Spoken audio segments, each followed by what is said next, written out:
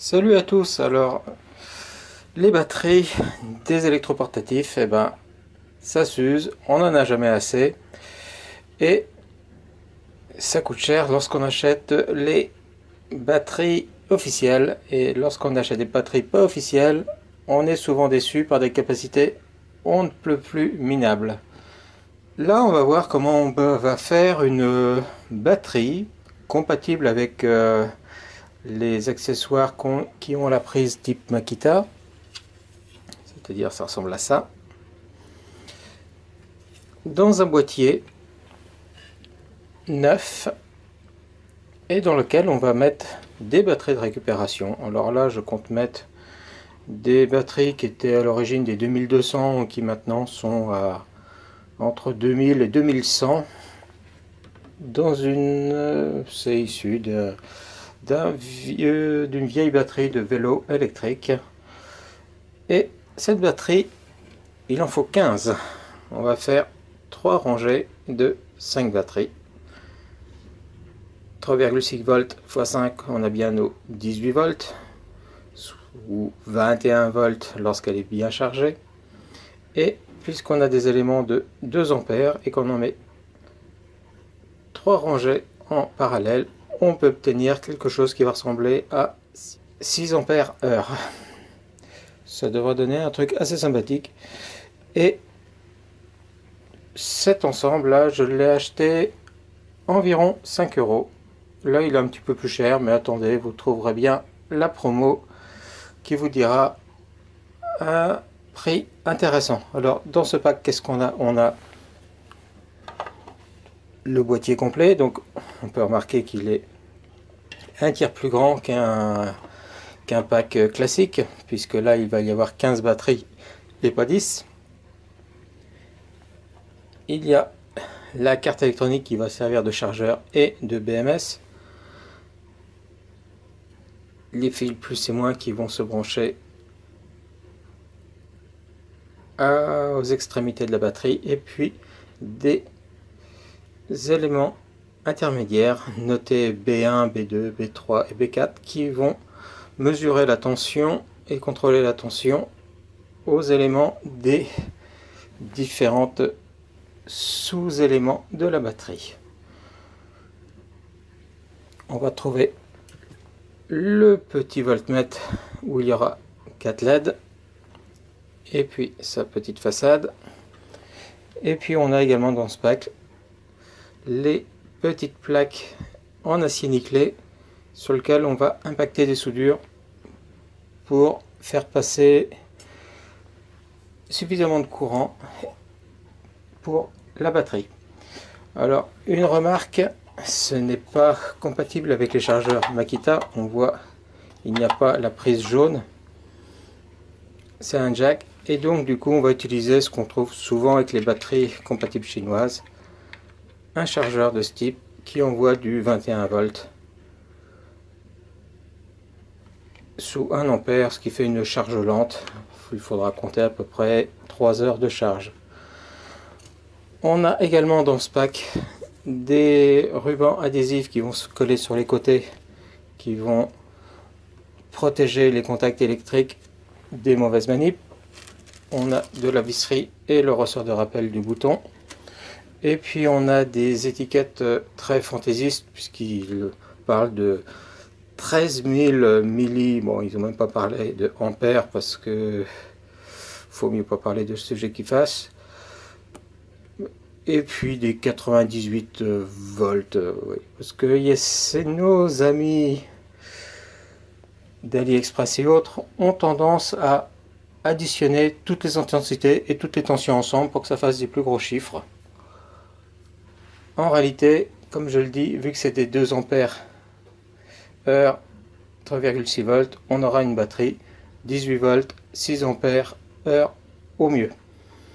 Alors il faut savoir que les accus 18650, c'est-à-dire les plus courants qui existent, pour rappel, 18 c'est le diamètre 18 mm et 650 c'est parce qu'elles font 65 mm de long.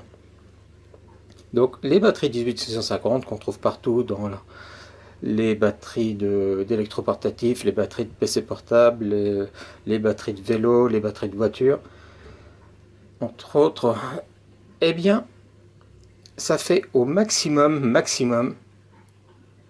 3,6 ampères heure pour les très bonnes. 3600 milliampères heure.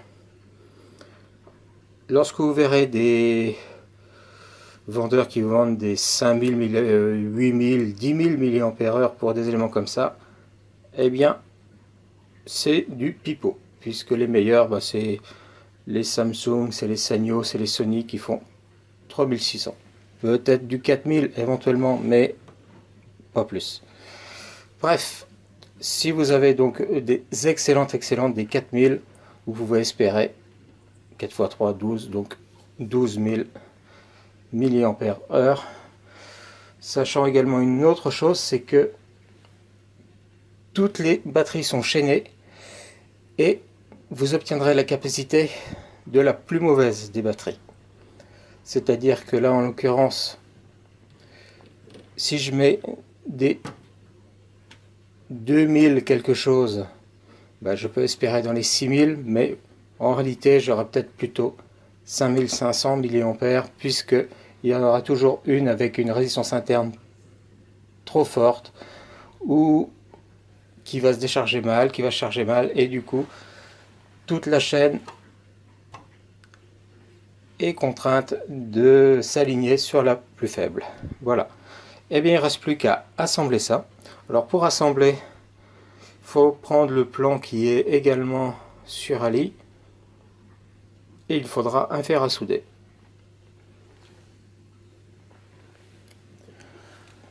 Il ne reste plus qu'à les assembler dans ce genre. Une rangée avec le pôle positif, une rangée avec le pôle négatif, une rangée avec le pôle positif, etc. Sachant qu'après, il faut bien vérifier que la carte se met comme ceci, et donc vérifier que le fil rouge, qui est le pôle positif général, arrive bien sur une rangée de pôles positifs aussi. Les fils ne sont pas très longs. Allez, je continue mon montage et puis on se revoit plus tard. Alors maintenant on va faire du soudage par points. Donc moi j'utilise cette machine là, la 737G de Sunco, parce que j'avais acheté un truc portable mais c'était très moyen, ça tenait pas les soudures, alors que ce truc là certes c'est un petit peu plus cher mais c'est franchement fiable. Je mets la bande. Alors là on voit il y a bien de l'isolant sur le pôle plus. Si vos batteries n'ont pas d'isolant sur le pôle plus, et ben ça peut être intéressant de rajouter une petite rondelle d'isolant cartonné pour éviter que ça fasse un contact inopiné. Pour ce qui est des rondelles, eh ben ça va ressembler à ça. Donc ça, c'est ce qui a disparu, à vrai dire. Donc c'est celle qui reste. Donc c'est du carton isolant et qui résiste à la chaleur. Voilà, donc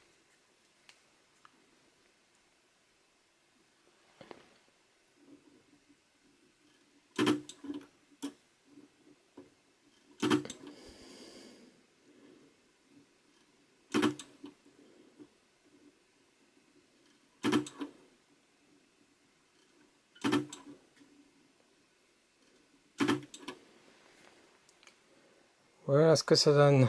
Le premier groupe est soudé et ça ce sera le pôle plus général. Ici c'est une plaque double qu'on va souder, donc on la met au bon endroit. Préférable de souder deux coins différents. Et puis on soude les autres éléments au fur et à mesure.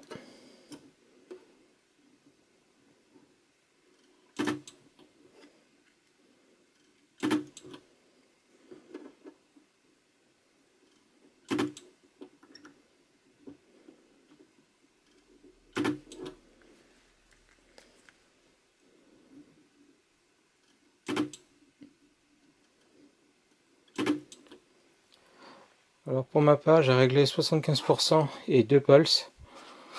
Le mieux c'est de faire des essais et puis vous voyez qu'est-ce qui marche le mieux pour que lorsque vous tirez sur la lamelle, eh ben, que ça ne se décroche pas et que ça chauffe pas non plus.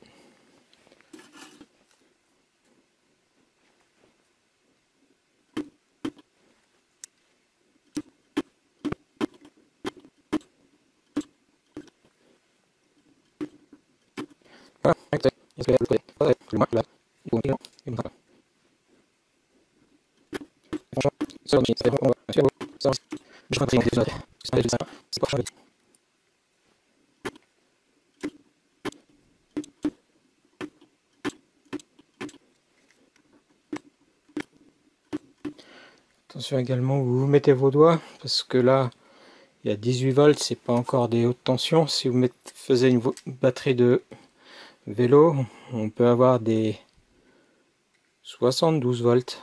Et donc là, bah, ça commence à être dangereux. Même 48 volts commence à être dangereux en tension.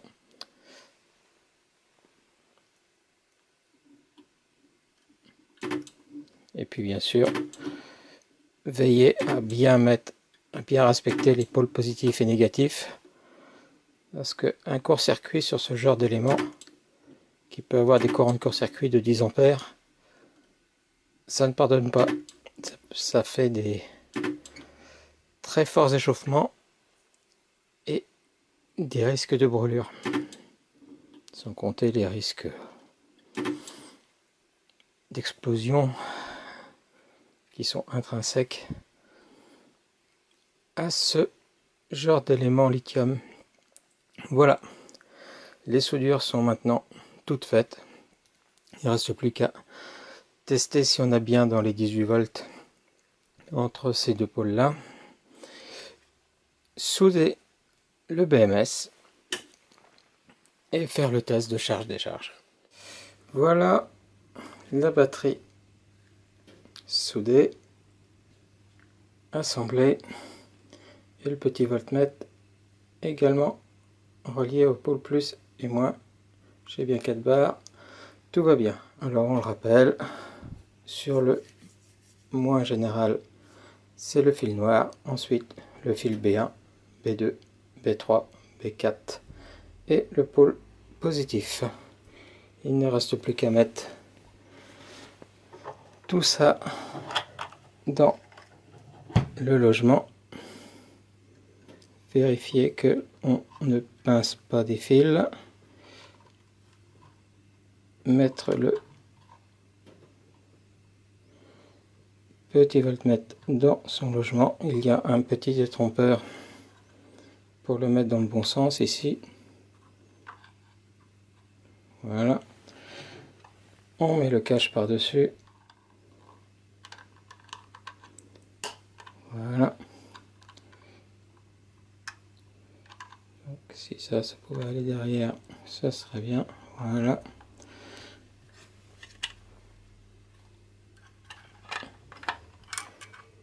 On met le ressort au bon endroit et on referme la batterie. Voilà. Et ça marche. Il ne reste plus qu'à mettre les vis. Mais voilà. Et puis on peut également coller les étiquettes qui indiquent des choses complètement farfelues.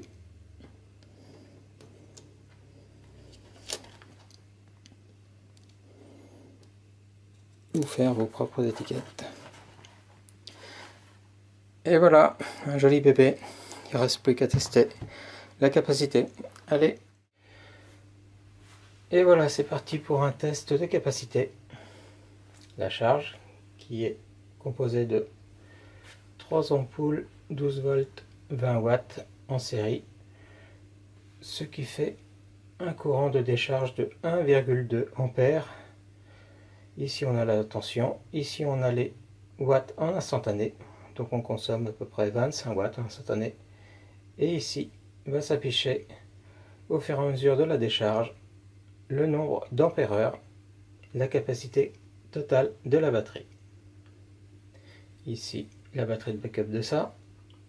Et ici, j'en ai déjà parlé, c'est un arrêt de sécurité de surdécharge de batterie. Si jamais le BMS ne se coupe pas à la tension de coupure, c'est-à-dire 15 volts de ces éléments, eh bien c'est lui qui va s'en charger pour couper le courant, pour éviter la décharge profonde des éléments.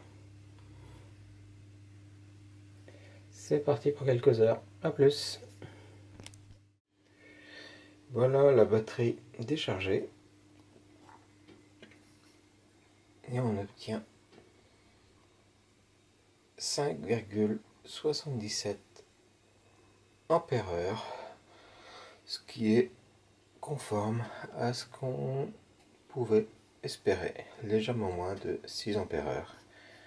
Le résultat est atteint. Et on voit une tension résiduelle de 16 volts. C'est la tension à laquelle on coupe la consommation pour éviter une surdécharge des éléments. Allez, ciao!